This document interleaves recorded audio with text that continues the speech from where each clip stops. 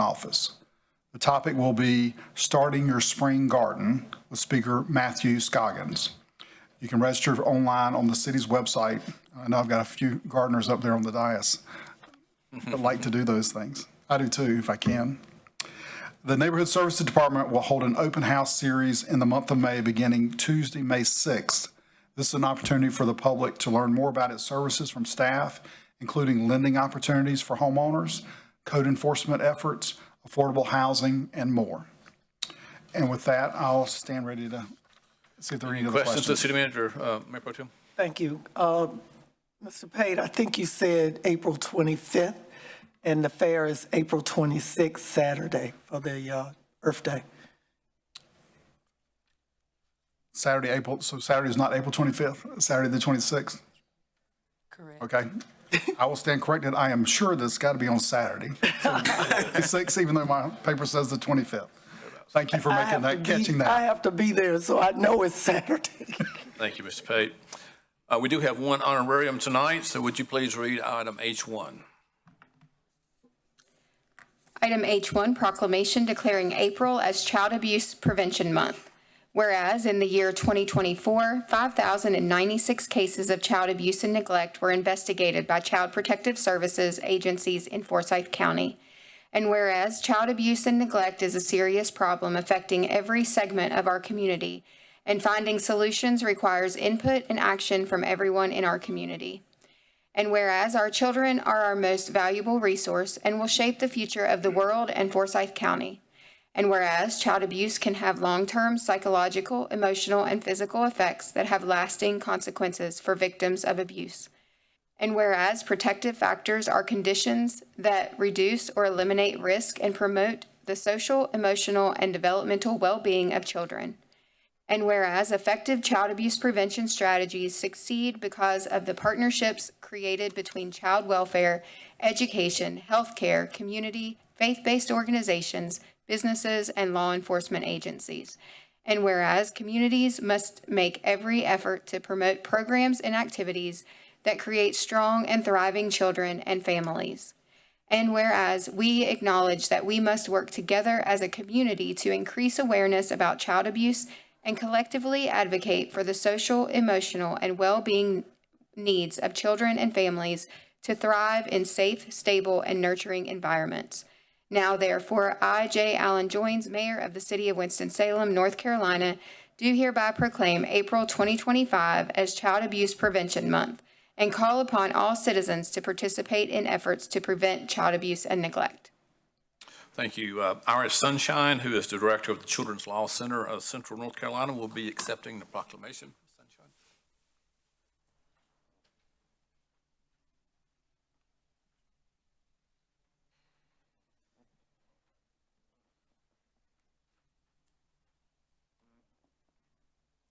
Such a worthwhile proclamation we're issuing today to bring attention to this issue. We thank you for the work at the Children's Law Center as well as the other organizations that you're representing here today. So congratulations and thank you. Thank you very much. Would you like to say a word? Please feel free. Oh, well, thank you. And thank you, all of you, the City Council. On behalf of the members of this collaborative, everybody here who's representing the agencies who work every day to advocate and provide services to the children across the city who are dealing with such trauma that none of us really can imagine, and each individual here and their staff are working to prevent child abuse, to provide services for those children who are suffering from child abuse, and to mitigate those adverse childhood experiences so that they can hopefully not deal with those poor health outcomes later in life that we know are often the outcomes. But I want to thank all of you on behalf of all of us for your continued support of the work that we do and for the children of this community. Thank you, Ms. Sunshine.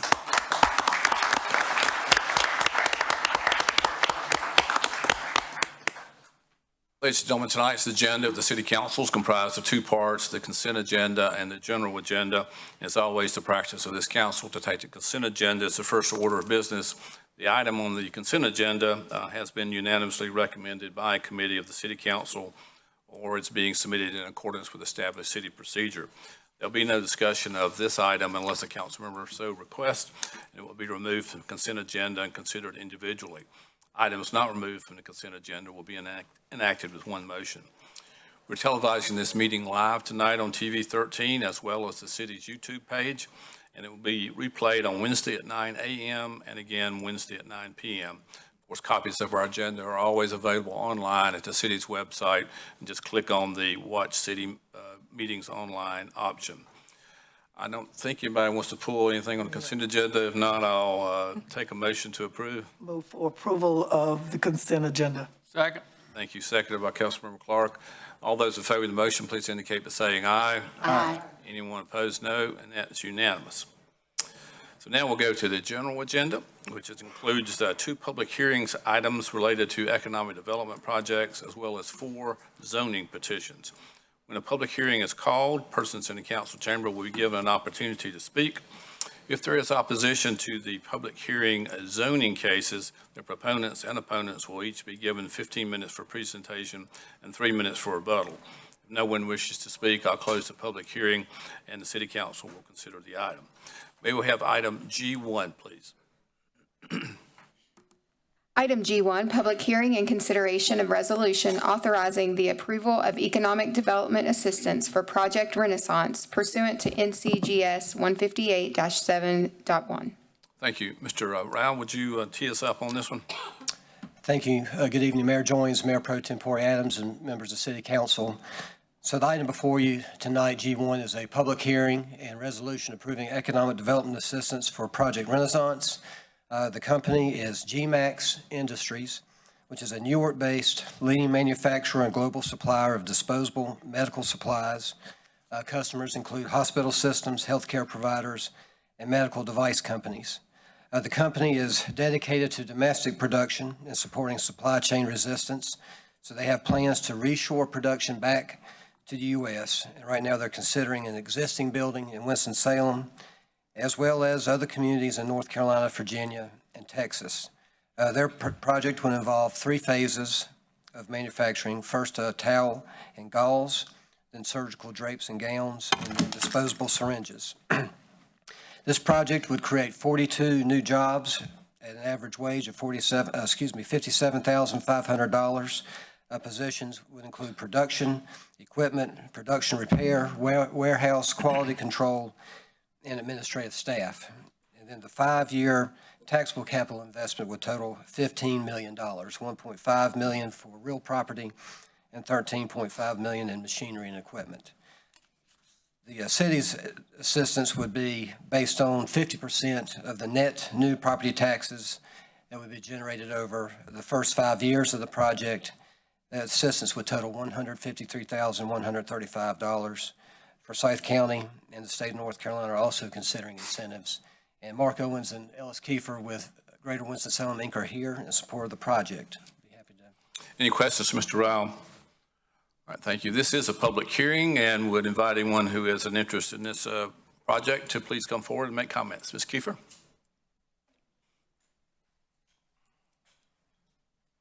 Good evening, Mayor Joines, Mayor Pro Tem Adams, and members of council. Ellis Kiefer, 525 Vine Street. Greater Winston-Salem Inc. is excited to support Project Renaissance, a project that will bring new life science manufacturing to Winston-Salem. This $15 million project will create 42 direct jobs with an average wage of over $57,000 and will reshore production of critical medical supplies.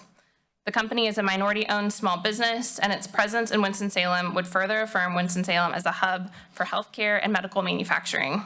The company has also expressed interest in partnering with Forsyth Tech to provide workforce training. In addition to the direct hires, Project Renaissance is projected to create 30 indirect and induced jobs as determined by impact analysis, supporting local suppliers, logistics, and service industries. This project not only grows our tax base, but also creates meaningful opportunities for over 40 individuals and families in Winston-Salem. Thank you so much for your leadership and support. Thank you, Ms. Kiefer. Anyone else like to be heard on this item? All right, if not, I will close the public hearing and would recognize, this came out of finance, so Councilmember Clark. I move for approval of item G1. Second. Second by Councilmember Scipio. Any further discussion? Okay, Mayor Pro Tem.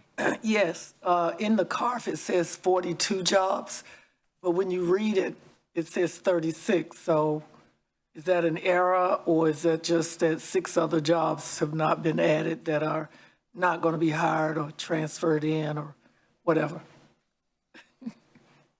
Mayor Pro Tem, is this? These might be old notes, but there was a slight adjustment to the job count. Great catch. It is 42. I read. All right, all those in favor of the motion, please indicate by voting yes. Anyone opposed, vote no.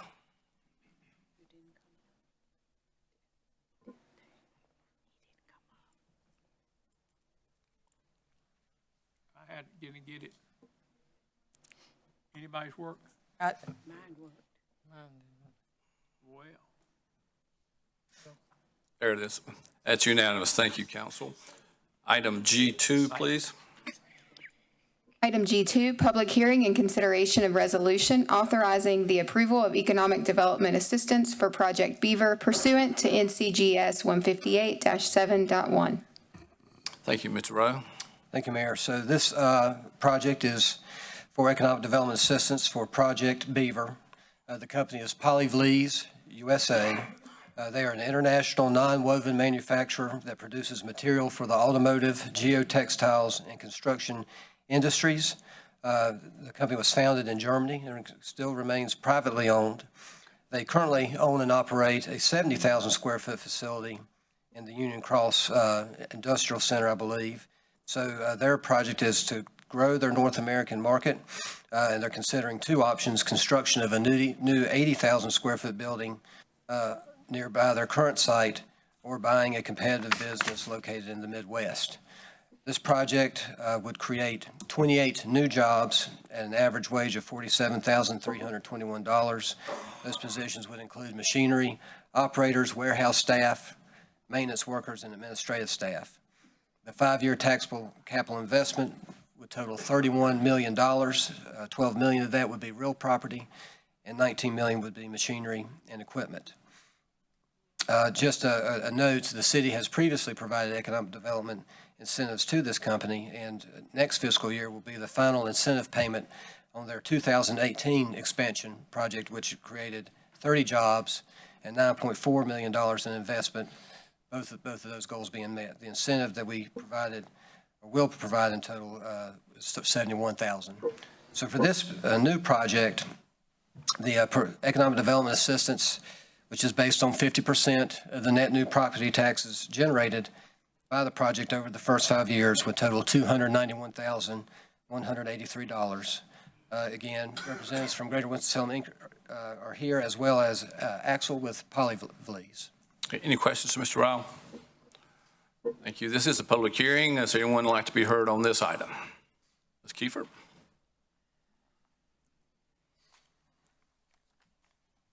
Good evening again. Greater Winston-Salem Inc. is pleased to support Project Beaver, a significant investment of a longstanding advanced manufacturer in our community. This project includes $31 million in capital investment and will create 28 high-quality jobs with competitive wages.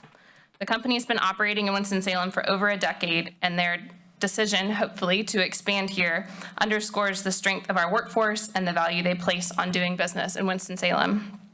They're also committed to workforce development and have partnered with Forsyth Tech for years on workforce programs. Beyond direct job creation, Project Beaver is expected to generate an additional 11 indirect and induced jobs according to our impact analysis, extending the economic impact across supporting sectors. This project reinforces our regional manufacturing base and helps retain a global company with deep roots in our community. Again, we appreciate your consideration. Thank you. Anyone else like to be heard on this item? Seeing no one, I'll declare the public hearing closed, and again recognize the Chairman of Finance, Mr. Clark. I move for approval of item G2. Second by Councilmember Taylor. Any further discussion? Not all those in favor, please vote yes. Anyone opposed, vote no.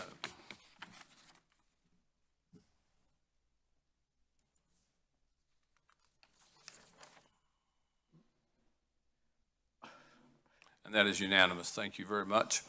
Now, item G3, please. Item G3, public hearing and consideration of zoning petition of Grandview, Inc. from RS9 to GBL. Properties located on the north side of Yadkinville Road between Transile Road and Stimpson Drive. Planning Board recommends denial of petition. Recognize Councilmember Hall, who I believe has a motion to perhaps continue this item. Thank you, Mayor Joines. The petitioner has contacted my office as well as the city clerk's office and has requested a continuance, and as such, I move that item G3, W3643 be continued to the May 19th, 2025 meeting of City Council. Is there a second? Second. Second, Councilmember Clark, to continue this item. Any further discussion? All those in favor of the motion to continue, please indicate by voting yes. Anyone opposed, vote no.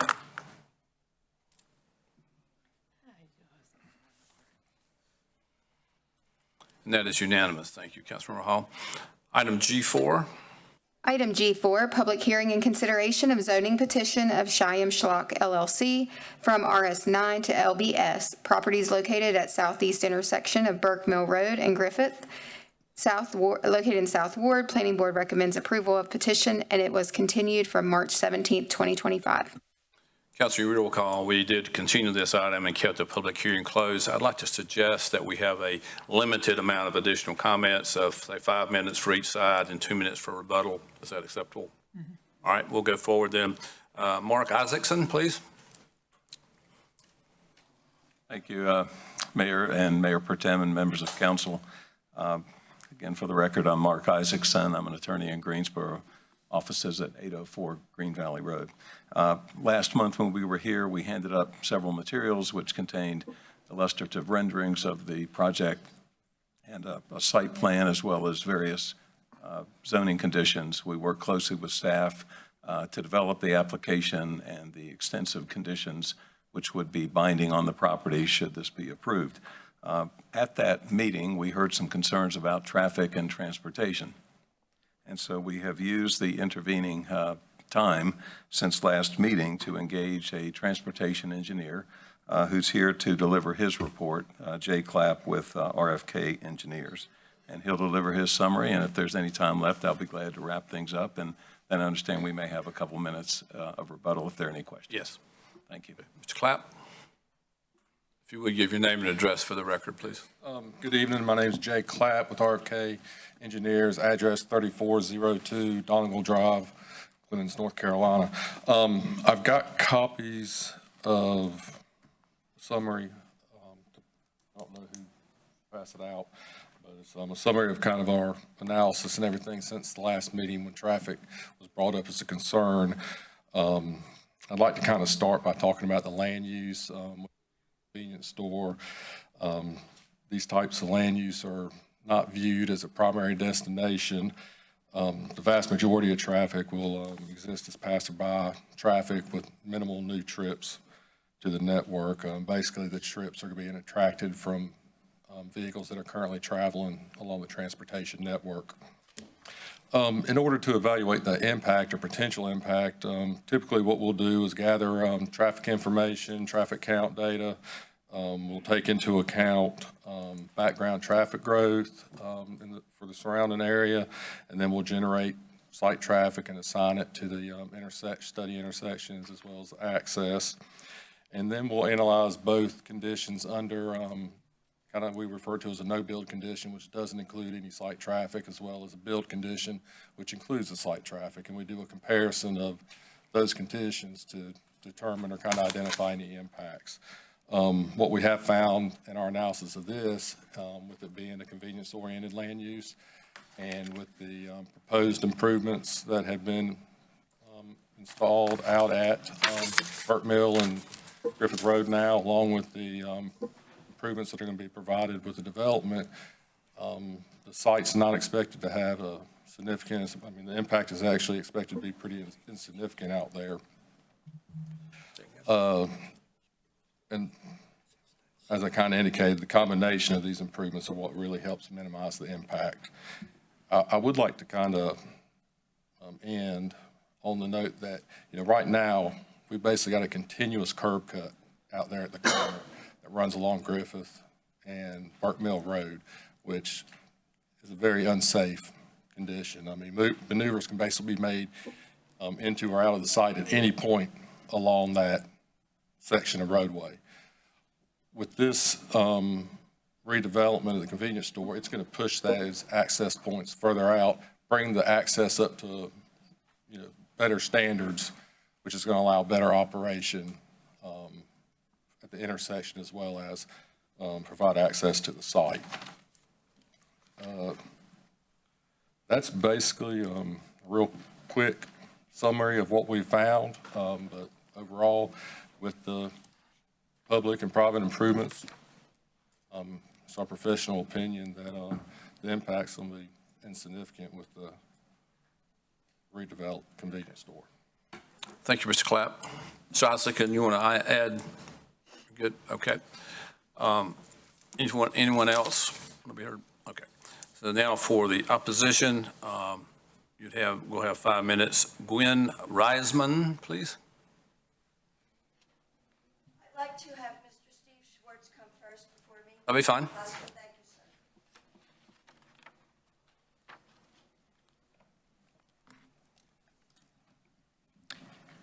Good evening. My name is Steve Schwartz, 3576 Old Grist Court, Winston-Salem, North Carolina. I'm going to share with you some of the concerns that my neighbors have concerning the zoning request for the property at the corner of Burke Mill and Griffith Roads. As you know, the planning staff report laid out very clearly why the rezoning should be denied. Our desire is to preserve the residential character of our neighborhood off Griffith Road and south of Burke Mill. We own our homes and are here for the long term. There are many other homeowners in the area who also have a vested interest in maintaining the residential character of this neighborhood. The city has done 3 studies on the development of Winston-Salem, and all of them state this area should remain a low-density residential community. Why would anyone want to ignore that? And if, then why would the city's purpose of having the studies done? We already have easy and close access to many retail sources like gas stations, convenience stores, restaurants, and grocery stores. All are located within 2 to 7 minutes of the proposed project. We do not lack any retail nodes. If approved, the convenience store with 12 gas pumps will increase traffic to and from that store as estimated in the planning staff report. The planning staff report estimated that the traffic at that corner would increase 4-fold. They are experts who have historical data and well-vetted formulas. Why would we ignore that? There is also no plan outlined for infrastructure improvements to alleviate the projected traffic increase. There is also the potential for accidents to occur as customers try to enter the store parking lot by making a left turn and crossing oncoming traffic. There is no plan to control the traffic flow in and out of the proposed store. If this rezoning is approved, how can we be certain that commercial creep, like what happened on Haynes Small Boulevard, will not also happen in this residential designated area along Burke Mill and Griffith Roads? These roads already have traffic count that is over capacity. It is projected it will add close to 1,000 trips per day. These roads have become alternate routes to the congestion on Haynesville Boulevard. It has been mentioned that the store could be a destination for walkers who would like to sit on the patio or buy something at the store. There are no sidewalks that would ensure the safety of the pedestrians. The sidewalks that are part of the plan are only a small section right in front of the store, but there are none leading up to either street. The proposed store design looks nice, but truly, it is not necessary with all the amenities this area has close by. The increased traffic will only contribute to congestion. Please consider these facts recommended by the planning staff and the long-term recommendation of the city's 3 development plans for this area. With all of the currently available businesses and services within just a few minutes from the area, why would City Council want to breach the buffer zone, which was wisely planned, by creating a precedent which could very well lead to additional zoning requests in the area specifically designed for residential?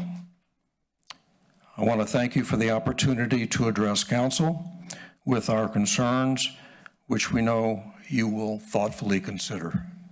Thank you. Mr. Reisman, I'm sorry, you've got about 19 seconds if you'd like to add anything. No, I don't think so. I think he said it all. All right, okay. Very much. Thank you. For the rebuttal, we have 2 minutes, Mr. Isaacson. Thank you. I'll try to do that. I'll try to do that. Thank you. I don't get asked to do that very often. Thank you. So to address some of the points that were made, this store has been here for over 70 years. I think that to say that we want to preserve the residential character of this area may be overlooking the fact that this store has been here over 70 years. If I recognize the question about commercial creep, but I would submit to council that if there were going to be commercial creep, it would have occurred during those 70 years. It has not. The properties in the area have been a mix of uses. We've got multifamily, single-family detached, we've got congregate care, assisted living. We've got several different uses in this area. This is a neighborhood and community area serving retail establishment. It's been here for over 70 years. And so I would submit that all we're asking to do is be allowed to redevelop an existing land use and improve it and continue to serve this community with what I believe it needs. So as far as the sidewalks, we've got to start somewhere. Those sidewalks are required when the site plan is submitted, and the hope is that they will extend up and down both of these streets. And in our final remaining seconds, I know traffic and transportation is a concern. You hear it quite frequently, so do I. But this project did not rise to the level to trigger a city-required traffic impact study. We engaged our own professional engineer to address those questions, and you have that in the record, and you have his testimony, and he's available for any further questions that council may have. But we appreciate your consideration of this request. Thank you, Mr. Isaacson. Would the opponents like to offer anything in rebuttal?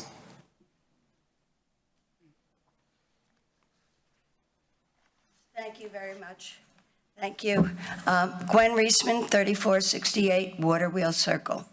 I understand the historic nature of this store. I've been here in Winston-Salem since 2006, and I've set foot in that store once. There are people that were accustomed to going there that were not necessarily living in the neighborhood. It really has no historic value. It was just there because it predated most of the homes that were built afterwards, because it's been there such a long time. Concern with the traffic is there are several developments in that area that have only Griffith Road as an access to get out of their development. That's all we have. So when the traffic backs up and it gets to be traffic hour, rush hour, it is hard for us to get out. Now, and with that attraction and 12 gas tanks, and what that could generate is really, really concerning. So we hope that you'll understand we're coming from a good place. It's a beautiful building, and it's lovely, but it needs to be somewhere else, not there. Thank you. Thank you, Ms. Reisman. Anyone else for opposition? All right, I will close the public hearing. Ms. Murphy, you gave the report of the planning board at the last meeting. Is there any change that you want to add? knock everything over. Mayor Pro Tem, members of council, good evening. No, there are no updates to anything since the last presentation that I gave. The site plan remains the same, as do the conditions of approval. I'm ready to answer any questions if anyone has any. Any questions, Mr. Murphy? Thank you, Mr. Murphy. I'd recognize council member, oh, you have questions, Mr. Murphy? I'm sorry. Mr. Murphy, on the report, it says that the staff report recommended denial. Correct. But the planning board recommended approval. Is that correct? Correct. And under the UDO and under the bylaws of the planning board, planning staff makes a report and a recommendation to the planning board, and then I bring the recommendation of the planning board to the elected body, in this case, city council. Of course, I also go to the county commissioners. Planning staff had a lot of the same concerns that were mentioned earlier related to commercial creep, the area plan, traffic, those kind of things. Hearing all the testimony at the planning board, and again, there was no opposition at that time at the planning board. The planning board did recommend approval of, with a vote of 6-2, to recommend approval of this rezoning to council. Thank you. Councilmember Joyner? Thank you, Mayor. Mr. Murphy, in some of the reporting, it talked about an increase of trips from 291 up to over 1,200. Is that additional cars on Griffith or Burke Mill, or is that simply the potential of cars that are there going to that space? That number in the staff report recognizes essentially from a trip generation standpoint, every use has a trip generation rate, and it's based on square footage and pumps and those kind of things. So what is in their staff report looks at the square footage of the existing, which is around 1,000 square feet, and then the proposed, which is 3,300, a patio, et cetera, and looks at the number of trips that would be generated. We are not traffic experts. No TIS was completed by our staff. We don't have the capability to do that. I would have to defer to the expert, which you did hear testimony from Jay Clapp, who is an expert in that field, who said that most of it would be what they call internal capture road, trips that are already on the road. Our staff report just looks at, based on the size of the convenience store, it would more than likely have 4 times the amount of traffic going in and out of it, but it does not account for where that traffic is coming from, if that makes sense. It does. Thank you. You're welcome. If you're ready for a motion, Councilman. I am, Mayor. Thank you. I move for approval of 1, the statement of consistency for the approval of this item, and 2, W3637. Is there a second? Second. Second by Mayor Pro Tem. Any discussion? Councilmember? I'd like to thank the people of Millhaven who invited us out a few weeks ago, and Councilmember Joyner and I were there to hear your concerns. This gas station, this rezoning change is not in the Southwest Ward, but the Southwest Ward, I believe, is across the street. And the people that I've heard from well close to 100 different individuals all around this area who have asked me to vote against it. So I just wanted to throw that out there to my council members. All right, any further discussion? If not, we're going to go back to a voice vote because we're having a little bit of difficulties with our computer voting. All those in favor of the motion, please indicate by saying aye. Aye. Anyone opposed? No? No. I have 1 no. The motion passes 7-1 with Councilmember Andre Bowen voting no. Thank you very much. Item G5. Item G5, public hearing and consideration of zoning petition of SCG Summit Station LLC from LBS to LBL.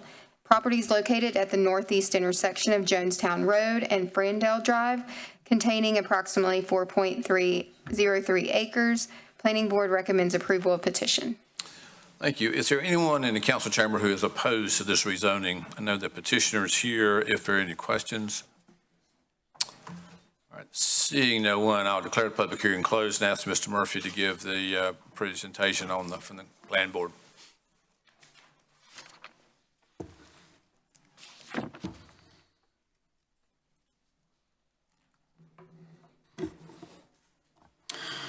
Again, good evening, Mayor, Mayor Pro Tem, members of council. This is a request to rezone 4.03 acres from LBS to LBL there along Jonestown Road. This is the subject property shown on the Legacy Growth Management Area Plan map, GMA 3. And we're still using those maps because the county hasn't adopted Forward 2045 yet, so we're still calling it the Legacy Growth Management Area Plan at this point, but just know this at this point is still applicable for Forward 2045 as well. Sorry that with that aside. This is the subject property highlighted in yellow. This is a commercial development that is developed. It was approved back in the 80s. And they are requesting to go from LBS to LBL to add a few uses to help with adaptive reuse of this shopping center, move tenants in and out. Subject property outlined in yellow. Again, on the countywide aerial imagery, you do see it's an existing developed shopping center, more of a neighborhood serving scale. But again, it's been there for 35, 40 years. The area plan, the West Suburban Area Plan update recommends commercial for this parcel. And so the request going to LBL to add those uses is consistent with that plan. Here are some site images. This is looking north along Jonestown Road. The subject property is to the right. This is looking south along Jonestown Road. Subject property is to the left. This is looking into the subject property at the existing shopping center. The request is consistent with the recommendations of both Forward 2045 and the West Suburban Area Update. The request would allow for an array of land uses that are neighborhood serving and compatible with nearby residential development. And the request would allow for the flexible reuse of an existing shopping center located close to Country Club Road, which is a designated growth corridor. This was heard at the March 13th Planning Board meeting. There were no speakers in opposition, and following the public hearing, they did vote unanimously to recommend approval of this request to council. Any questions, Mr. Murphy? Thank you. I'd recognize Councilmember Andre Bowen, please. Thank you, Mayor. I move for approval of 1, the statement of consistency for the approval of this item, and 2, W-3642. Second. Second by Councilmember Joyner. Any discussion? Not all those in favor of the motion, please say aye. Aye. Anyone opposed, no. And that is unanimous. Thank you very much. Item G6. Item G6, motion to excuse Councilmember Scipio from voting on item G7. Is there a motion to? So move. Second. Thank you, Councilmember Hall. Second by Councilmember Clark to excuse Councilmember Scipio because Councilmember Scipio sits on the Board of Finance Services. All those in favor of excusing Councilmember Scipio, please say aye. Aye. Anyone opposed, no. And that's unanimous. Councilmember, you're excused from voting on item G7. And now item G7. Item G7, public hearing and consideration of zoning petition of Family Services, Inc. from RS12S and RS7 to RM12S. Properties located at the southeast intersection of Terrace Avenue and Kentucky Avenue, containing approximately 3.86 acres. Planning Board recommends approval of petition. Again, is there anyone in council chamber who is opposed to this rezoning? No, the petitioners are here. I will close the public hearing therefore and recognize Councilmember Adams. Yes, I move for approval of 1, the statement of consistency for the approval of this item, and 2, W-3644. Thank you, sir. Second? Second by Councilmember Hall. Any discussion? If not, all those in favor of the motion say aye. Aye. Anyone opposed? No. And that is unanimous. Thank you. Now, the next item, please. This is a public comment period that we set aside once per month and invite citizens to voice their opinions that are germane to city government. When the comment period is called, individuals who wishes to speak, please come forward and give your name and address for the record and limit your comments to 3 minutes. We set aside a total of 30 minutes for comments.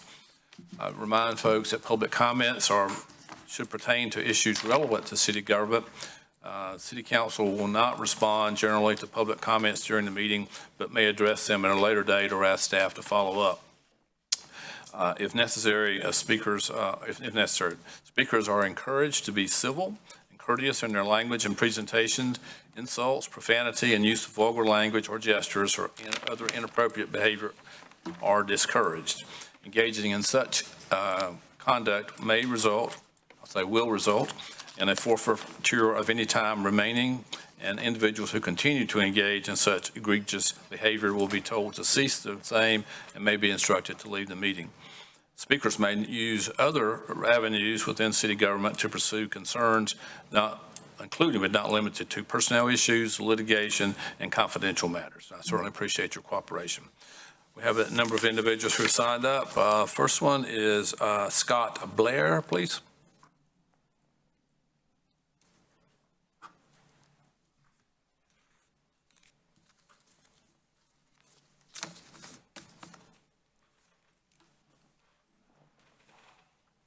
Good evening, Mr. Mayor, Mayor Pro Tem, ladies and gentlemen of the council. Good evening. I've served the city of Winston-Salem for a long time. Blair, please state your name for record. I apologize. My name is Scott Blair.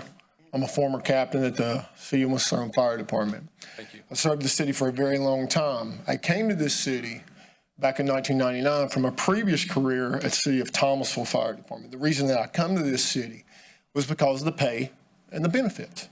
I was very young, started a family, trying to make a life for myself. I had to make that move to come here. At that time, this fire department was one of the best known. Had the best people, had the best pay, had the best benefits. We drew so many people from other municipalities, and they lined up here. Nowadays, people can scroll through and fill out applications at a whim. Back then, we had to go drive to Wilmington and hit every town all the way to Asheville, compete against over 800 to 1,000 applicants. Now, look at where we are. Very few applicants, okay? We went for years with no raise. And when we got raises, our insurance premiums went up that offset those raises. The people behind me are the best you'll ever know. They're the best I ever served with. They saved my life on more than one occasion, and I have watched them save many, many lives in this city, and they will continue to do so. However, we're going to have a retention problem. Okay, we have to become competitive. Other fire departments see this, they're taking action on it. Other cities are seeing this and they're taking action on it. Okay, now we've got fire departments that are starting out pay at over $50,000, fully paid benefits. Here, it used to be fully paid benefits. We used to have longevity. We don't have any of that anymore. Okay, it used to be that single health care coverage was free. Family health care coverage was $160. That's what it was, and now it's not. Firefighters only retire at 52% of their pension. 52. That's it. I get $158 from this city every month for over 30 years of service. That's what I get. And the first 10 to 12 years, I'm just getting my money back. The state does not pay for me. The taxpayers do not pay, okay, because all of our wages get garnished 6%. I would please like your consideration. Work together with this fire department. Help these people have a good living, a good life. At the firefighter rank, everything is young and trying to get started. They need help. Mr. Blair, time's up. Thank you. Thank you, Thank you sir. for your consideration. James Grogan.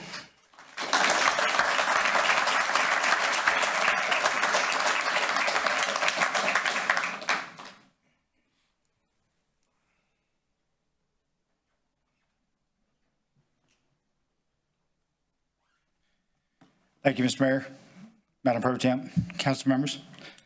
My name is James Grogan. I'm at 502 North Broad Street.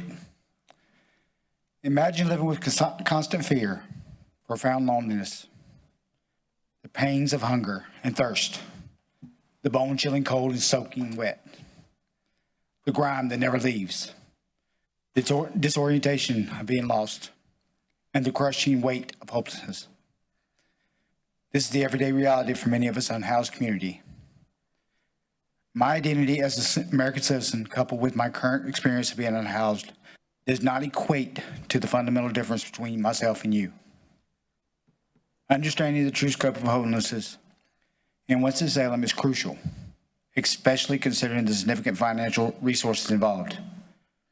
While the 2025 point-in-time count for Winston-Salem suggests around 1,000 individuals, the actual number is likely higher. And the average annual cost to a person is estimated to be $40,000 to $50,000. That's nearly $500,000 a year. The financial consequences of homelessness are evident in the increased demands on our emergency rooms and hospitals, the crucial need for post-hospitalization respite care, and the higher costs associated with incarceration. We also see the impacts in depressed property values, which erode our tax base, and the necessity for a larger police force and expanded city services. It's crucial to understand that these costs are consistently passed on to the taxpayers of our community.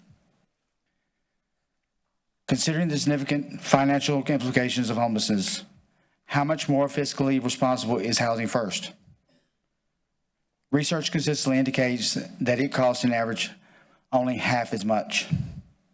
The compelling results from Louisville, Kentucky, where a study documented annual savings of $26,146 per housed individual, highlighted the smart investment that Housing First represents. Winston-Salem can effectively combat homelessness by 1, directly funding local Housing First nonprofits, 2, simplifying city processes for Housing First incentives, and 3, incentivizing landowners and businesses to partner with nonprofits on housing. Thank you. Thank you very much. Thank you. Linda Weinkoff. Thank you. Linda Winikoff, 3949 Chilton Drive, 27106. Good evening, Mayor Joines, Mayor Pro Tem Adams, and members of the council.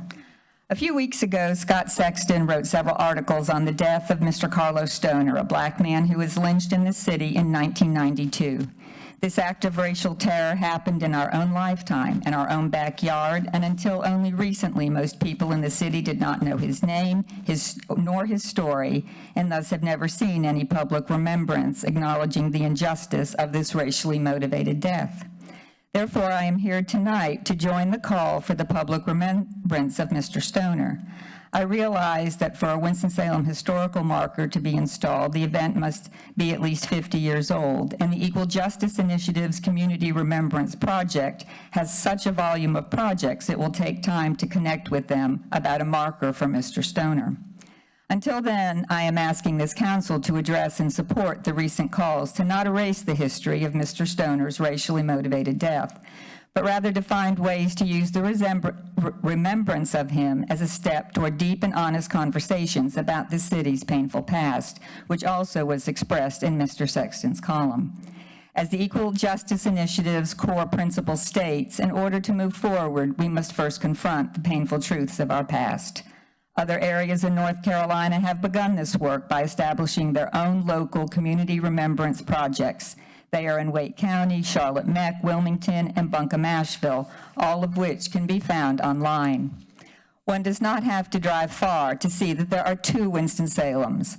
One, a Winston-Salem of prosperity, the other, a Winston-Salem of food deserts, inadequate housing, and bereft of opportunities, to name a few differences. We must be willing to have the hard conversations, not just forums or panels or book discussions that create little, if any, change. And these discussions must include the people still affected by the crisis caused when major roads were put through their vibrant communities and living rooms, all in the name of urban renewal. In fact, just last week, I heard someone affected by that time period bring that up at a meeting. This work is not about guilt. It is about responsibility. It is about unlocking the root causes behind the systemic barriers that still exist today, then taking responsibility and acting accordingly. The legacy of racial violence and oppression does not end with the acts. It lingers in the systems we uphold and manifests itself every single day. Taking the aforementioned actions in memory of Mr. Stoner would be the first step. A commitment to and enactment of policies and budgets that work to address systemic injustices must come next. As we know, budgets are moral documents. Let Winston-Salem be a city of moral courage, a city that is willing to look truth in the eye and respond with actions. Thank you. Your time is up, ma'am. Thank you. Thank you very much. Olivia Doyle.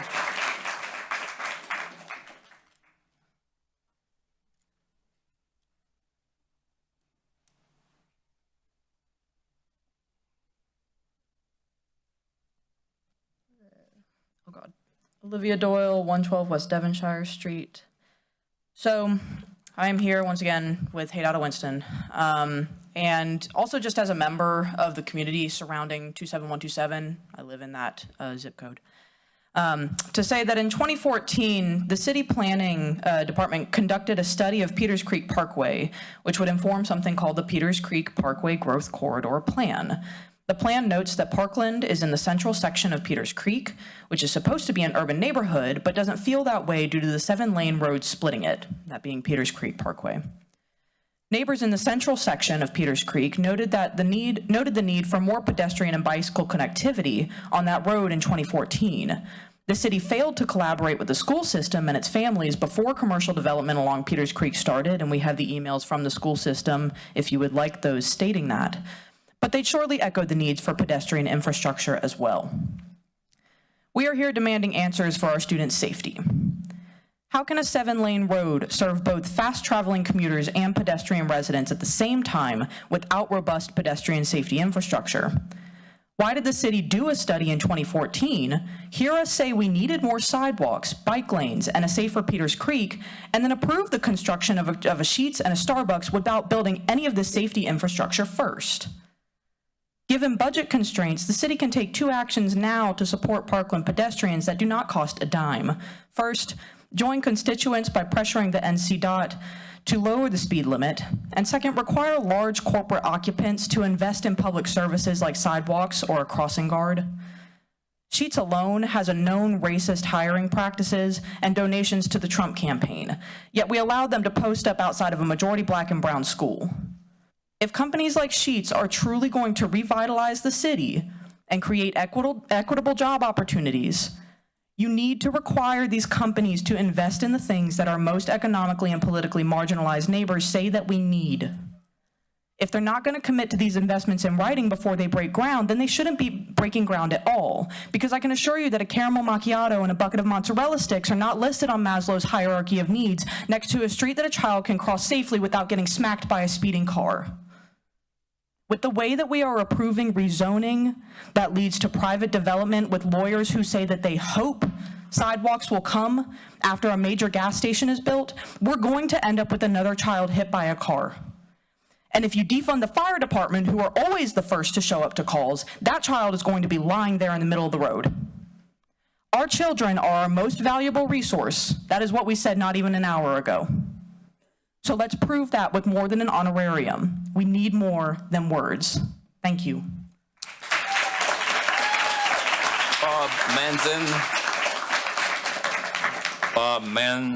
Manzin, I can't quite read your.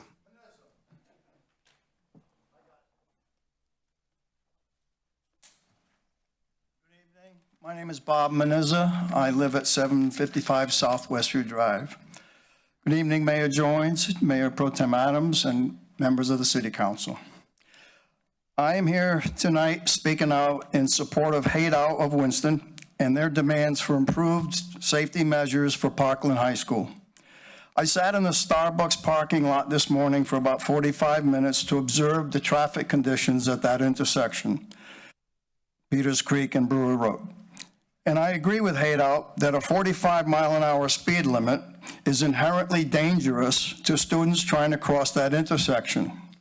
I have never seen a school that didn't have a school zone speed limit of 25 miles an hour during the school's 2 most busy times of the day, beginning and end of school. Just because the school's address is Brewer Road doesn't mean there shouldn't be a reduced speed zone on Peters Creek.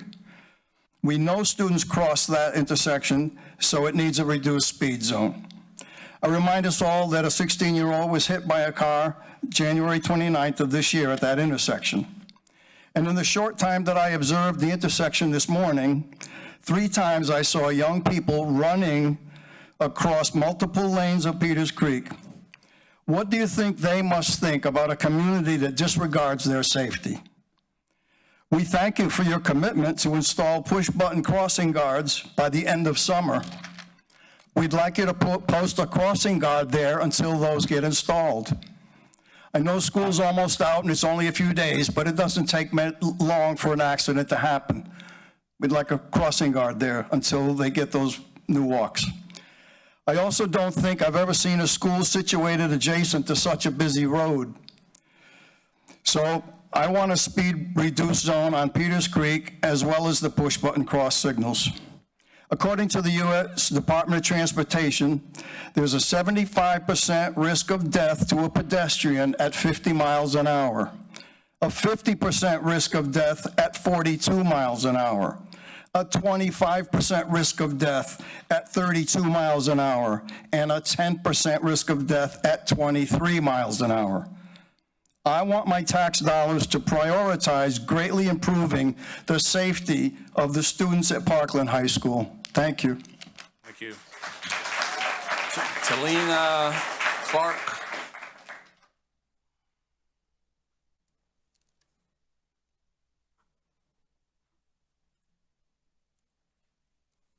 Hello, Talia Gary or Clark, 1914 Salem Bush Road. I just moved, I'm sorry. On January 29th of this year, a 16-year-old was hit by a car at the intersection of Peters Creek Parkway and Brewer Road. There have been several incidents of students dangerously crossing the 7-lane road before the start of a school day and after the end of a school day. This intersection is not safe for students of Parkland and is designed to be hostile to their safety. As you heard, the speed limit at that intersection is 45 miles per hour. As the speed of a car increases, the risk of pedestrian death from being hit by that car increases exponentially.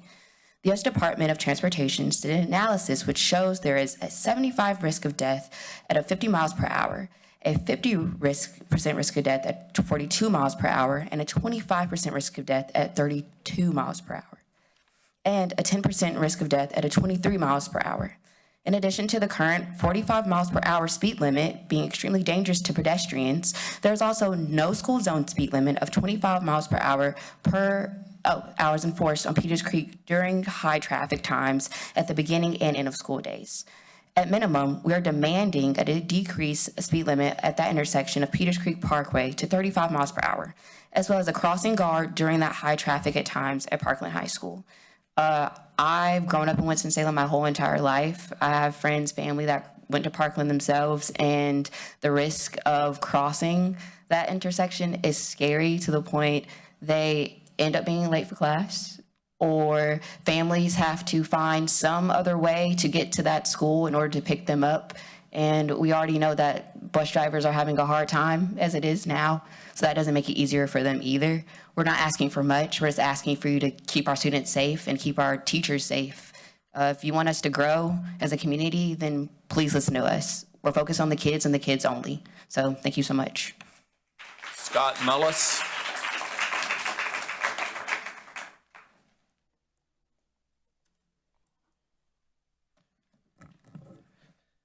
Scott Mullins, 748 North Fork Road. Good evening, Mayor, Mayor Pro Tem, City Council members. I'm proud to serve as the president of the Professional Firefighters and Paramedics of North Carolina. I'm here tonight representing these brave and talented firefighters of Winston-Salem, the men and women who dedicate their lives to protecting this city and its people 24 hours a day, every day. I'm here because a proposal in your budget seeks to reduce sick leave accrual rates for firefighters. Let me be very clear, this is not just an accounting change.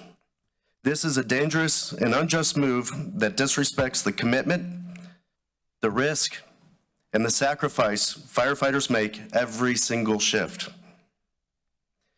This proposal would have firefighters accrue sick time at the same rate as police officers.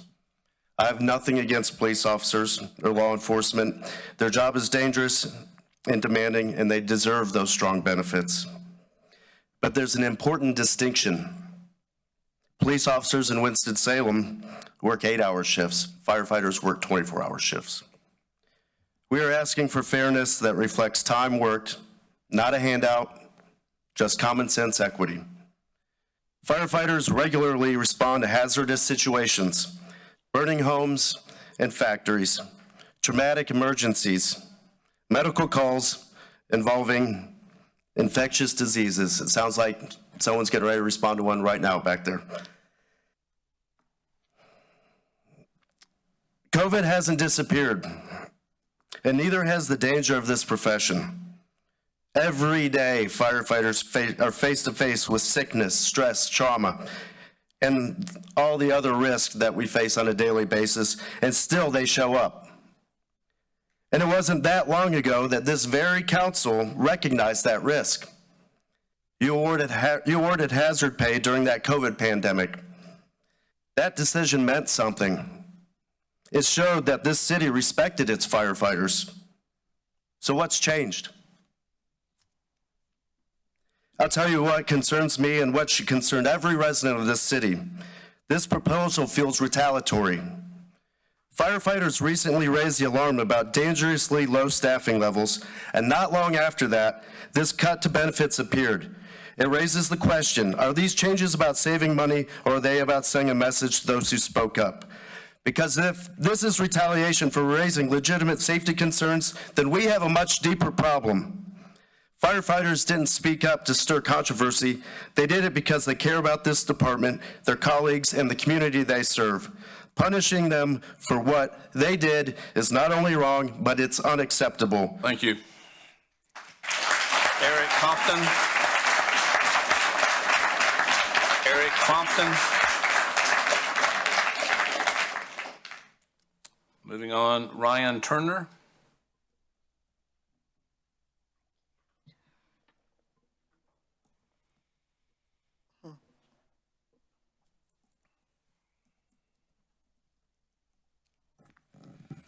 Ryan Turner, 709 Mallard Landing Drive.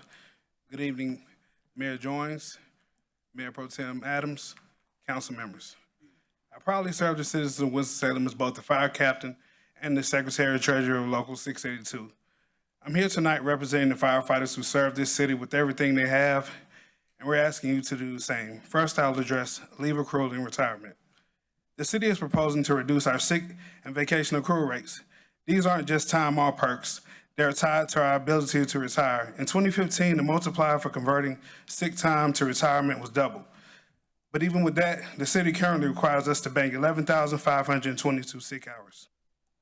Number not set by the LGERS, but by our own city, just to earn 2 years of credible service. That's impossible under the current accrual rate, and now you're talking about cutting it further. We're asking not only that the accrual rate stay the same, but that the required hours to be cut in half, because no firefighter will ever realistically reach that threshold. We work 56 hours a week, averaging 2,912 hours per year. Over 30 years, we work 24,960 more hours than a 40-hour employee. That's 12 extra years of service. That sacrifice should be respected, not penalized. Second, I'll address compensation and benefits. Other cities such as Greensboro, Durham, High Point have step pay plans. Firefighters, they receive 4 to 5% annual raises plus cost of living adjustments until they hit max pay. Here in Winston-Salem, most of us will never hit max pay. And it's not uncommon for promoted officers to make less than the firefighters they supervise. Our city contributes 2% into our retirement accounts, while others give 5%. We receive no health insurance in retirement, while other departments offer it free. And because of all this, 85% of our firefighters have second jobs. Many work another 8 to 12 hours after a 24-hour shift, then return to duty, sleep deprived and exhausted. That's not just a morale issue, it's a safety issue. Lastly, I'll be addressing staffing and risk. We're operating at a minimum staffing every single day. That increases risk for everyone, the public and the crews responding to emergencies. We're fighting more fire than any other department in the state, often understaffed and under-equipped. Firefighting comes with a higher rate of PTSD, divorce, shorter life expectancy, and cancer. And yet we continue to show up shift after shift because we love what we do. But love isn't enough. We need investment.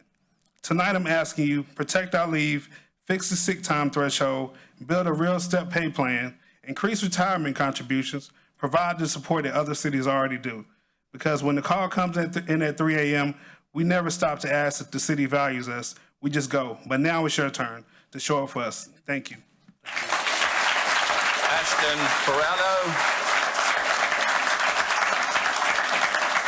Perallo. Kathleen Gardner.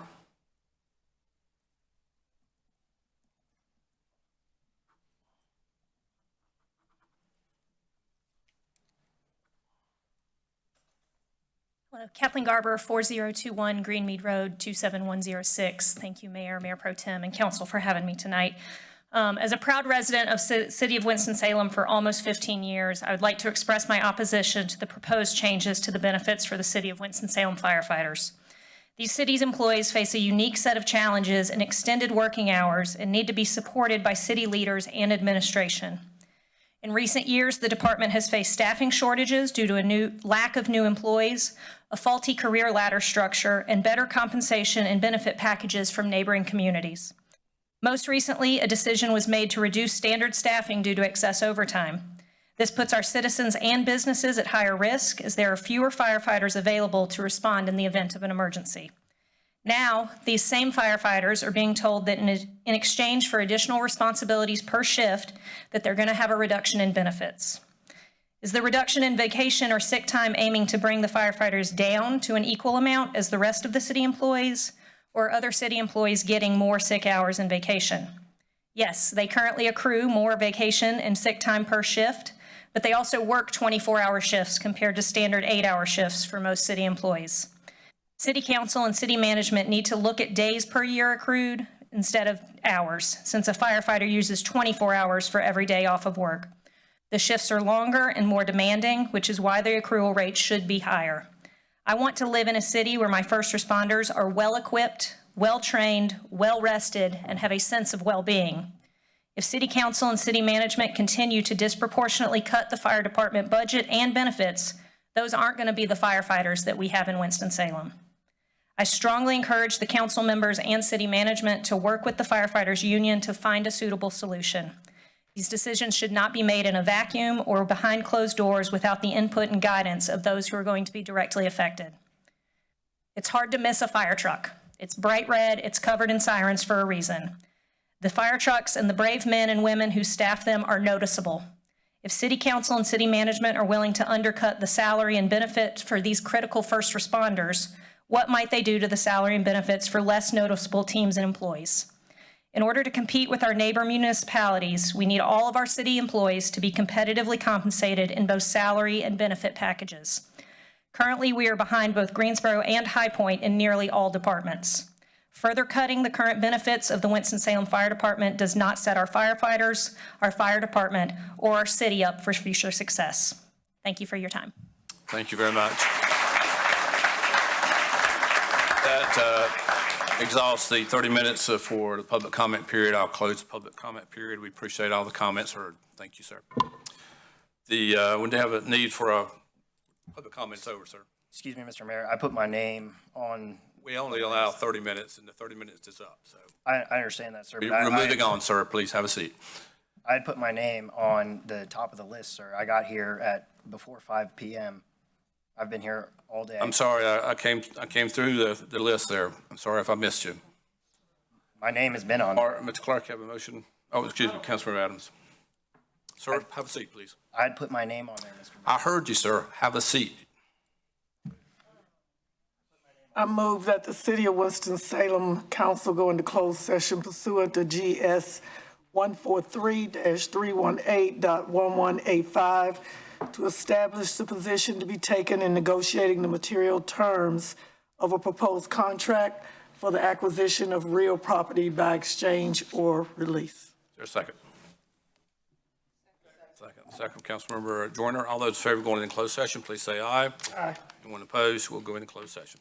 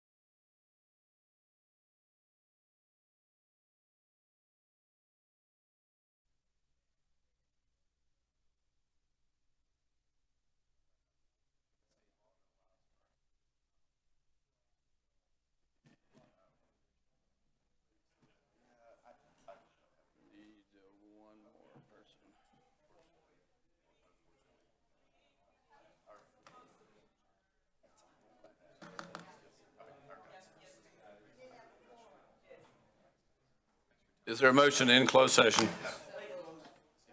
Motion by Councilmember Joyner, seconded by Mayor Pro Tem. All those in favor of ending closed session, please say aye. Aye. Anyone opposed? Is there a motion to adjourn? So move. Motion by Mayor Pro Tem, seconded by Councilmember Scipio to adjourn. All those in favor of adjourning, please say aye. Aye. Anyone opposed? We adjourned.